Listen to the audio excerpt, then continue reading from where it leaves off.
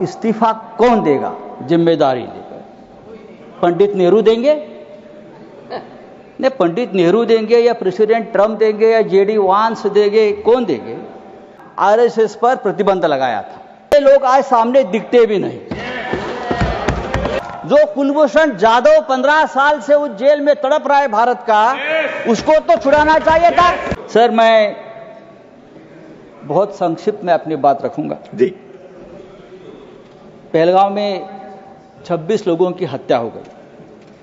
कैसे? अब तक सरकार नहीं बता पा रही। पूरा कश्मीर गृह मंत्रालय के अधीन है। 370 हटाने के बाद कश्मीर को केंद्र शासित प्रदेश बना दिया।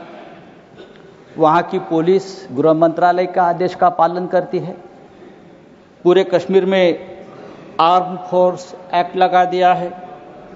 वहाँ के गवर्नर भी आपके हैं, बहुत मजबूत आदमी है। फिर भी हमला हुआ और हमलावर निकल गए।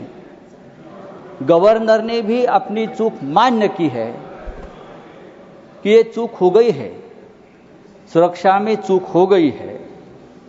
अगर सुरक्षा में चूक हो गई है, 26 लोग मारे गए हैं, सिंदूर उजाड़ दिया है 26 हमारे माता भगिनों का, तो उसकी जिम्मेदारी कौन लेगा और इस्तीफा कौन देगा जिम्मेदारी लेकर?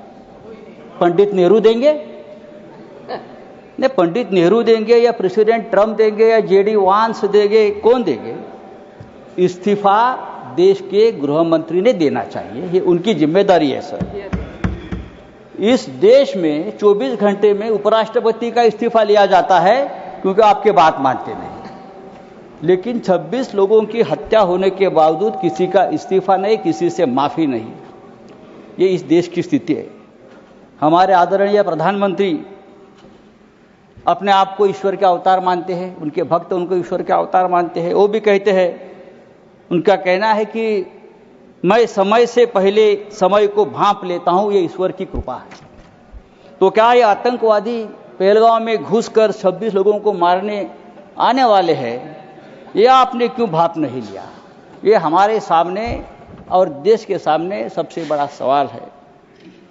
मैं कांग्रेस के हमारे जो नेता है उनसे कहना चाहता हूं, मेरे बाजू में बैठे हैं, यहाँ कल से मैं जो बड़े बड़े भाषण सुन रहा हूं, चाहे राजनाथ सिंह जी हो, चाहे हमारे विदेश मंत्री हो, चाहे नड्डा जी हो, सबको पंडित नेहरू की बहुत याद आती है। पंडित नेहरू हो, सरदार पटेल हो, भूतकाल में बहुत घूमते हैं आप लोग। पंडित नेहरू उन्हें सोने भी नहीं देते और जीने भी नहीं देते। सरदार पटेल की भी याद आती है।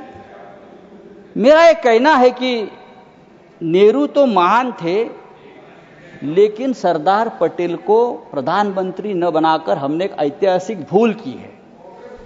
बात ऐसी है कि नेहरू साहब बहुत ही डेमोक्रेटिक आदमी थे, सरदार पटेल लोह पुरुष थे। अगर सरदार पटेल ऐसे नेता थे जिसने पहली बार आरएसएस पर प्रतिबंध लगाया था। अगर सरदार पटेल जीवित होते और 10 साल, तो ये लोग आज सामने दिखते भी नहीं। आरएसएस को पूरे आज प्रतिबंध लगा देते। समय समाप्त हो रहा है, उनकी विषय पर बोलिए। फेंक देते।